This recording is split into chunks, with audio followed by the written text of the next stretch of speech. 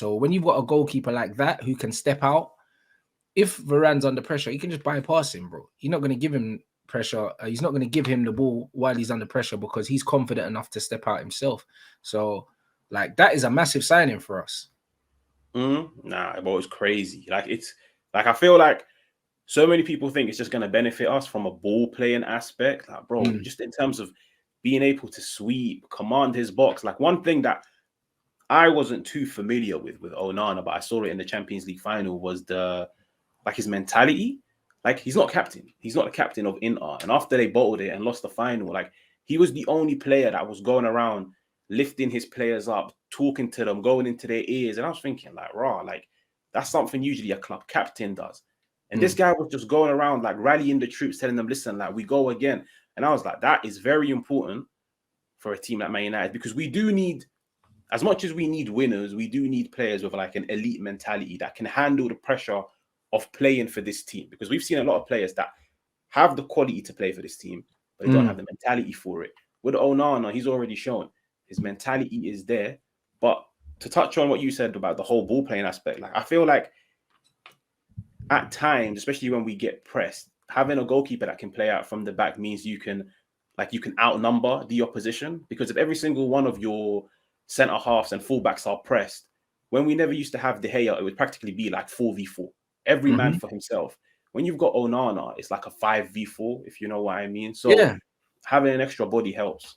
But that's what it should be. Like, your goalkeeper is the first line of attack and the last line of defense. So of course it's like having an extra player. So when people are coming and pressing the goalkeeper, if you've got a goalkeeper like that, you don't bother. You don't bother pressing him. If you've got a goalkeeper that can play, there's no point pressing him.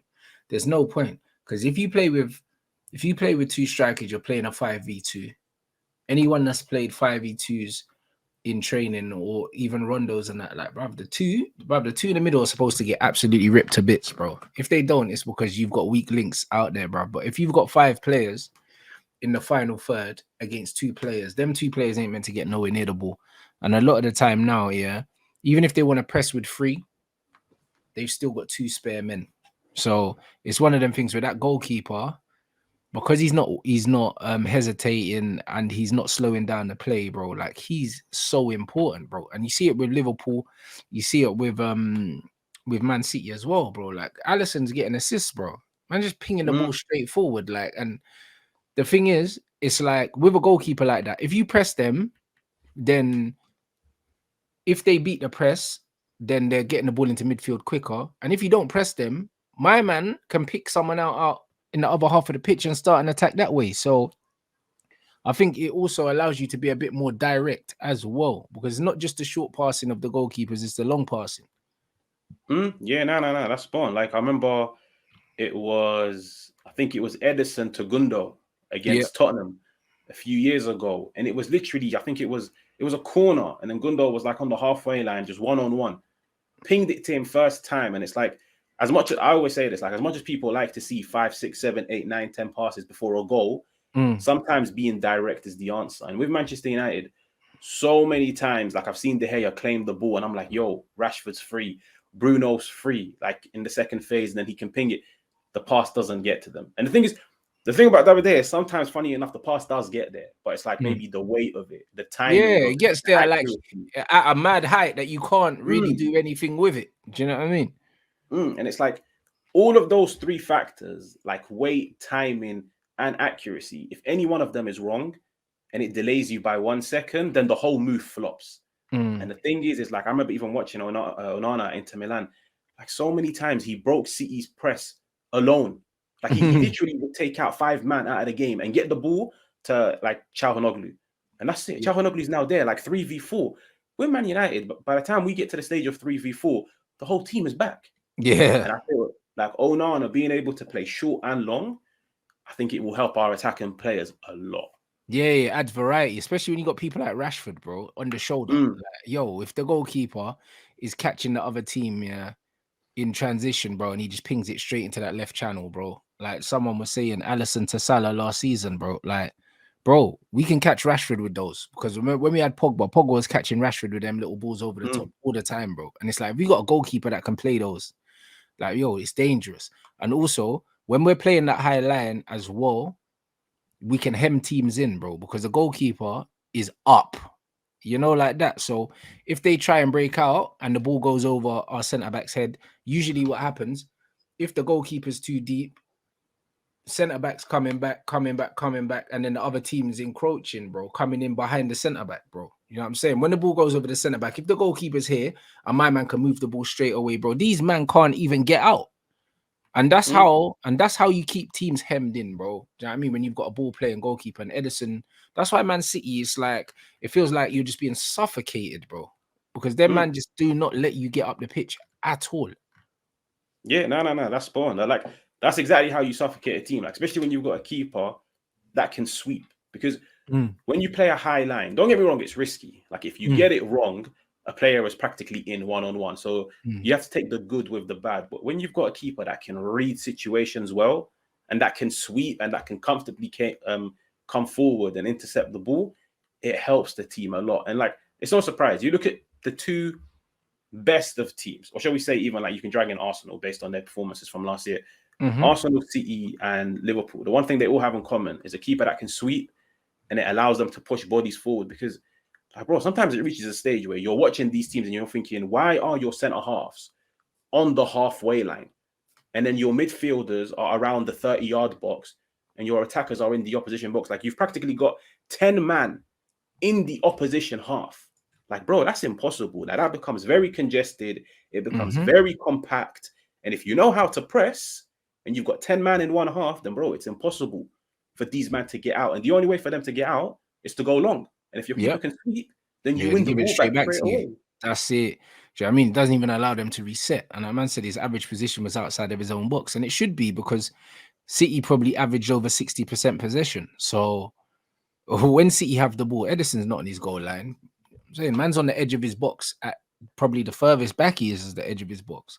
So this is exactly what it is. Like, just that one change changes the whole mentality of the team, the whole mentality. And even from a confidence point of view, when you're a centre back and you know that your keeper can't play, you don't know what to do. You don't know what to do, because a part of you wants to take the ball off their feet. But then it's like, if you got someone on you, if you want to make an angle for the goalkeeper, you don't really trust him not to lose it, bro. Do you know what I mean? So if you watch, Leacher does it a lot. Like, there's a lot of times where if the ball goes over the top and Leacher gets the ball, he won't pass to De Gea. He won't. Like, if you watch it, like, Maguire will pass it back.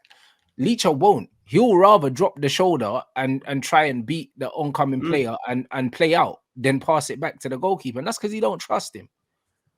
Yeah, no. And it's like, you're spot on in terms of so many times, and it's not just last season, like even seasons before, you'd see players are hesitant to give De Gea the ball. Like, so many times where I'm like there's always one example that just rings a bell where it's like Luke Shaw. I can't remember who it was against, where he was getting pressed. And I was like, bro, just go to De Gea. And you could see he was looking for any option, but not to give it to David De Gea. And, bro, the thing is, the longer you take, the more ground the opposition can close down, which just makes the pass 10 times harder. And then, bro, by the time he gave it to De Gea was under pressure and he just kicked it out for a throw-in. And I was like, cool. Like, everybody will blame Luke Shaw for it. But I blamed like two people. I was like, hey, like, it's the fact that the keeper's not the most comfortable in possession, so you don't want to give it back to him.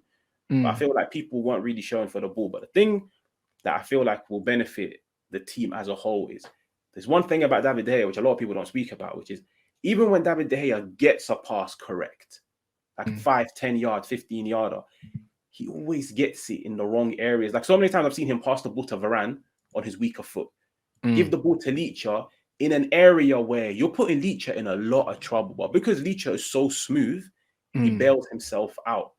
Like, just passing the ball to your teammate on his favored foot in an area where he can drive with it, in an area where he can break a line, it just speeds up the process. And that's why when you watch Manchester City, for some reason, they can get from their own half to the opposition half in 3-4 passes within a matter of seconds.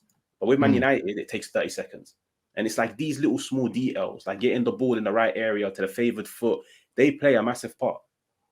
No, 100%. And like you said, like, De Gea will get the ball to the left winger, but the left winger's jumping to head it to keep it in. You know them ones? Like, he's not playing it into man so he can take it down and go with it. My man's trying to rescue a stray pass, like, and Yeah, man, his distribution is woeful, innit? And the thing is, you don't have to be the best with your feet if you're bringing other things to the table, bro. Because no one talks about Courtois' distribution. Yeah, cool. Like his kicking's not crap. Do you know what I'm saying? But like he's nowhere near the most aesthetic goalkeeper when it comes to playing out. But he does all the basics. So we don't talk about that. But De Gea's got so many holes in his game. Like the things that used to make him one of the top goalkeepers in the game, yeah, is no longer enough to carry him. So it's like when you look at our spine now, no De Gea and no Maguire, bro. Like you take them two out the spine and you replace them with Onana and say Lissandro Martinez, yeah, like that upgrade is crazy.